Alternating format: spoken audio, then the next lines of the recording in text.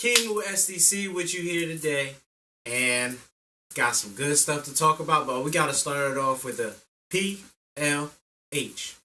Peace, love, and happiness with you all day, every day. Now, the good thing that we got to talk about today is some 8 ways to turn your dreams into reality. Now, this really helped me along my journey because I know I was definitely struggling, especially with my personality. I was struggling to turn dreams into reality, my visions into something that is something concrete, or just if I had an image in my head and I wanted to put it down on paper, I had trouble doing so. So here's some good tips on what helped me. Started with number 1, getting a vision. I know along my journey, and I don't know about yours, but I lack good vision. I lack concrete vision. When I started to develop a good vision, something that I could definitely achieve, I made sure that I was keeping that vision in mind on an everyday basis. And that really helps because that goes into the law of attraction. When you begin to envision things, you begin to actually put that energy into the universe. You got to remember, a thought is still energy. So when you think of a vision, when you put a picture of yourself of being somewhere, or you want to develop certain skills, you want to be a certain type of person, you're sending that energy into the universe. There's the law of attraction right there. I know when I started to do that, things were just coming my way. I was a visionary, still am, and I feel great, feel wonderful. Woo! Definitely gotta do that.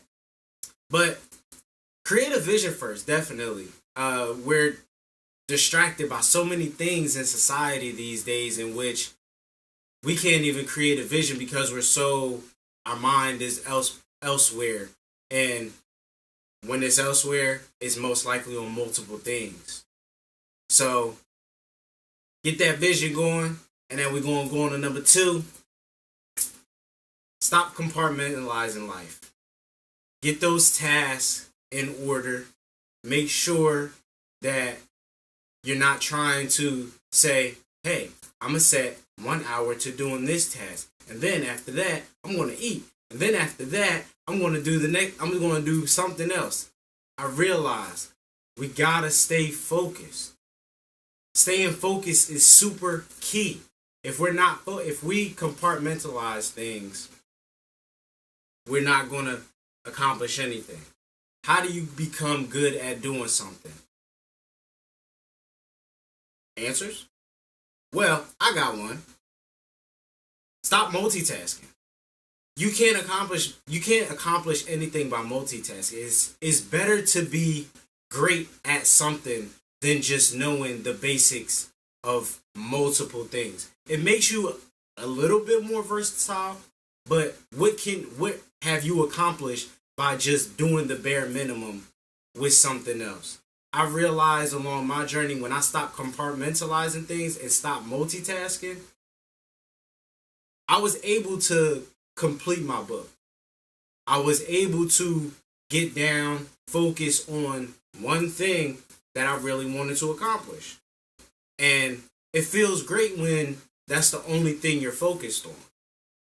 Because unlike most people, being focused on one thing, it'll take you to success. I feel great after getting my book out and getting it in the works. It felt absolutely wonderful. It felt great dedicating a month, maybe 2, to just my book.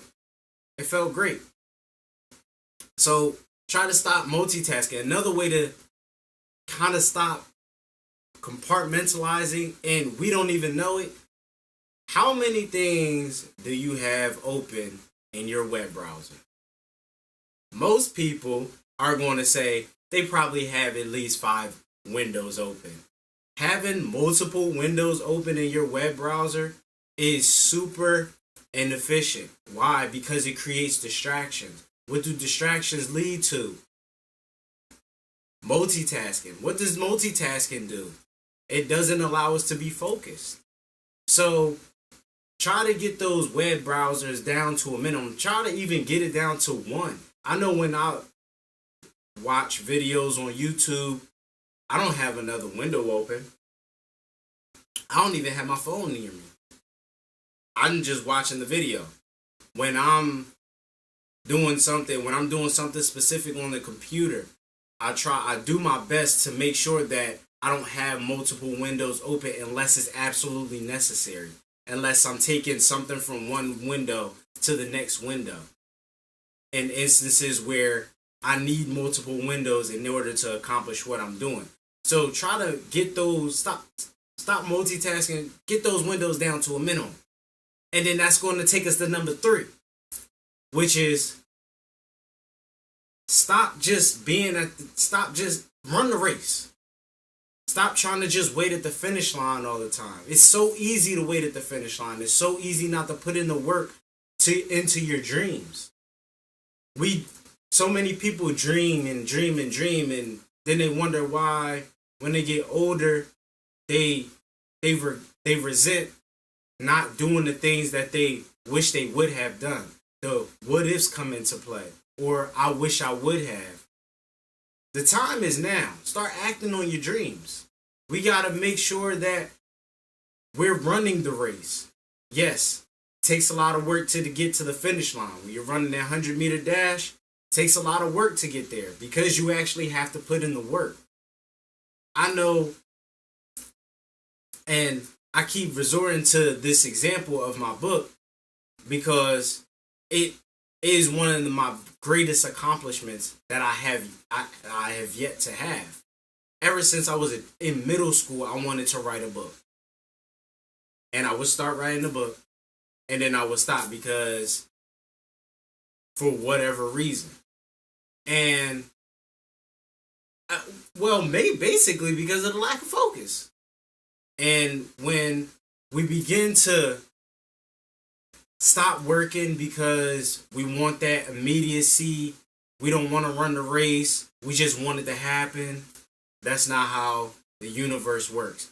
You can't just expect things to fall in your lap. You can't get somewhere without doing the work. So put those dreams into action. You don't have to get it all right then and there. Don't wait for somebody to give it to you. Don't wait for somebody else to finish the race and then give you the winnings. That's not how it's going to work because everybody wants their key. So start running that race. And then once we start running the race, then we can go on to number 4.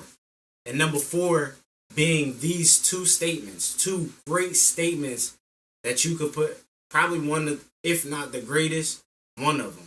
Well, 2 of them actually. I am is one of them, and I will is the second one. I am, it goes back to that law of attraction. When you say I am, it gives such power to the words sent out into the universe, so that way you have that vision of who you want to be, what you want to be doing, where you want to be at a certain point. For me, it's definitely work. Because every day when I go to meditate, I always put in those words, I am. And that's actually probably the hardest thing for us to do because we always associate it with things. And when we begin to associate it with a vision of who we want to be, it becomes so much powerful. And it goes the same with I will. I will be here. I will be this type of person. Like, those are the words that really help build your dreams, help manifest those dreams and bring them into reality.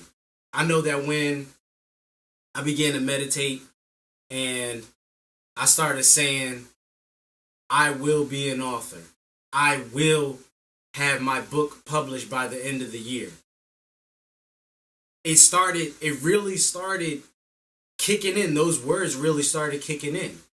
Why? Because those are some of the strongest words that you can put out into the universe, and then that goes into the law of attraction.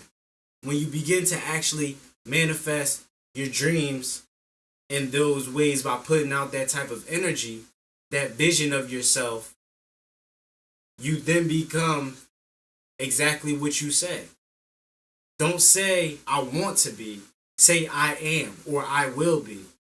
I know when I go to talk to children, we don't say, or even when I talk to my friends, don't say I want to be, because want is just, it's just there. It's just sitting on the sidelines, waiting at the finish line for you to complete the race. But it doesn't go anywhere.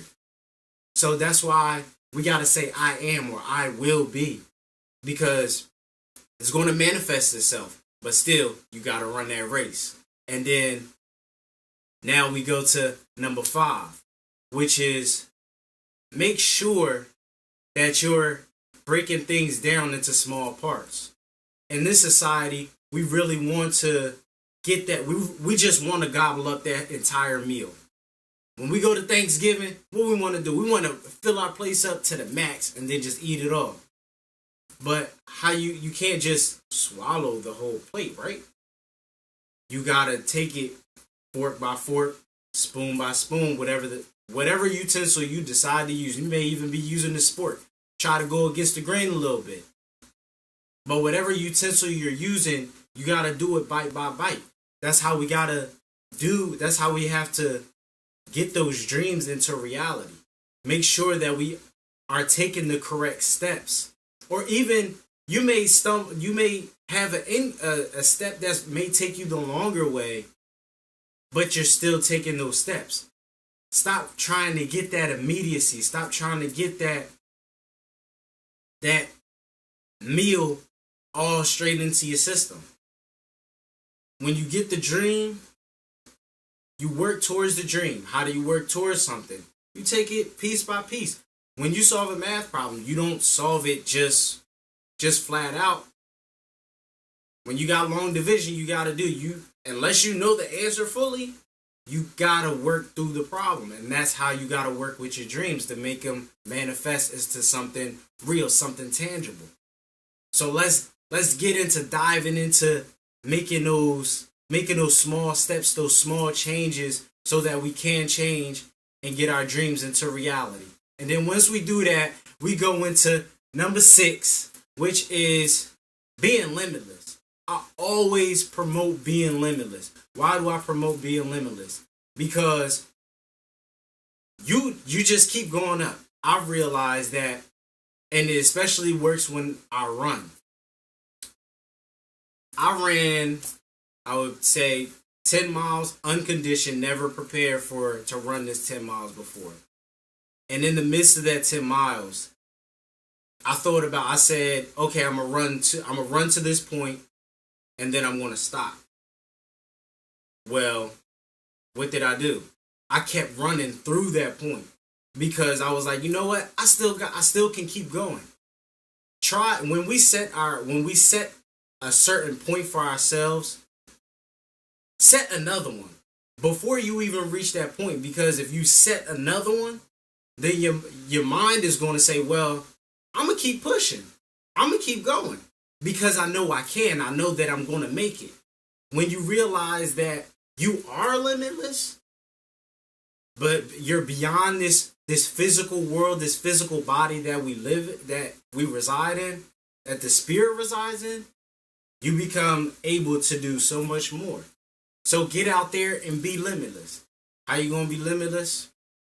Set higher standards, set higher goals. When you set a goal, set another one to surpass that in the same genre that you just set the previous goal in. So let's always be limitless.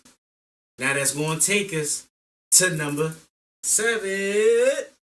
7. I love the number 7. I keep seeing 7s everywhere. It's speaking to me, as you can see. It's just speaking to me. What's going on, number 7? Number 7 is trusting the process. I don't know if you ever ran track, but I know the first track meet that I ever did, that I ever ran, I ran the mile, and that last 100 meters, my coach told me sprint. That's when you kick it up the entire notch. You give it your all. My legs were about to fall. I was about to collapse. I hit a ditch in the middle of the track, and I didn't know what was going to happen. But the thing is, I trusted the fact that I was going to make it to the finish line. We have to trust the process. When we're taking these little bites of the meal, when we're running that race, instead of waiting at the finish line for our dreams to become reality, we got to trust the process. You got to trust the fact that where you're going to get to where that dream is always going to work for you. I know for myself, when it came time to actually put the poems in my book into an actual book, I didn't know what I was doing.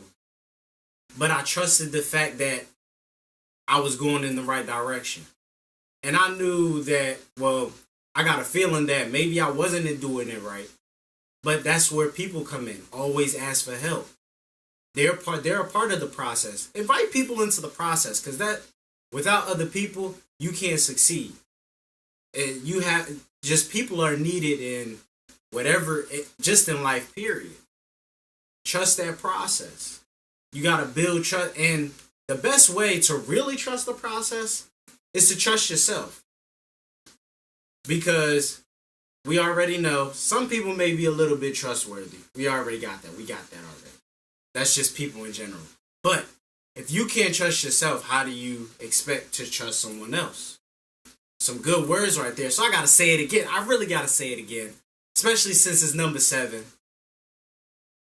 If you can't trust yourself, how you going to expect to trust somebody else? We got to make sure that we're trusting ourselves. We got to make sure that the steps that we're taking to manifest these dreams and make them come into reality, that you got to have confidence. I'm doing this the right way. I'm going to ask this person because they've done it before. We got to trust ourselves. That's the only way that we can that's one of the few ways that we can trust, that we can get those dreams and make them into reality. Because I trusted myself when it came time to get this book accomplished. So trust yourself when it comes to those dreams. And then that way, what's going to happen? That race going to get real easy. And when it comes time to crossing that finish line, you going to just fly right through. And then when we flying, we going to go to, number 8. Number 8. Number 8. Something so great. I got bars right there, by the way. But number 8 being stay positive. Why is that such great advice right there? Because staying positive is the only way that you can get that dream into reality. When you go through that process and you're running that race and you may trip up a little bit, you may stumble, you may slip, you might have thought that you fell because it hurt, because things didn't work out the way that you wanted them to. Being negative makes you want to just sit this one out. It makes you want to run off the track and go to the sidelines, and then what do you end up doing? You end up at the finish line looking at other people run the race and taking their winning. So we got to make sure that we stay positive. Keeping that positivity goes out into the universe. What happens when you send positive energy out into the universe? You get positive energy back. It's all about that reciprocation. It's all about the law of exchange. So make sure that you are exchanging positive energy for more positive energy. What happens then? Then we have those dreams come into reality. And it's really that simple. I know when I continue to stay positive on getting things accomplished, my book, and just other smaller tasks, it keeps you going, because Yeah, I stubbed my toe a few times. It hurt. I wanted to sit down, but I didn't. I kept going. And that's what staying positive is. It keeps you motivated to do what other people would have stopped doing when they stubbed their toe. So we got to stay positive in trying to manifest those dreams into reality. Keep doing take some of this, take this advice when you're developing your dreams, or you already have dreams and you want them to come true. Because dreams are nothing but the subconscious being energy that we're conscious of now. Ooh, good information right there. No, I'm not repeating it. I just hope that you caught it. So make sure that we manifest in that subconscious and bringing it to the forefront of the conscious mind, putting it right in front of us, putting it right here, and staring it in the face. And get all of that positive energy, like I just said. Take them tips that I really just told you about. And then what we gonna do? We gonna have a party. Because we all had them dreams become reality. And we gonna share that reality. Then we gonna be like, whoa! And we all living with PLH. Peace, love, and happiness. All day, every day. With you all day, every day. Kimu SDC all day, every day. And I just gotta say, I love you. You're beautiful people. You're great. Peace.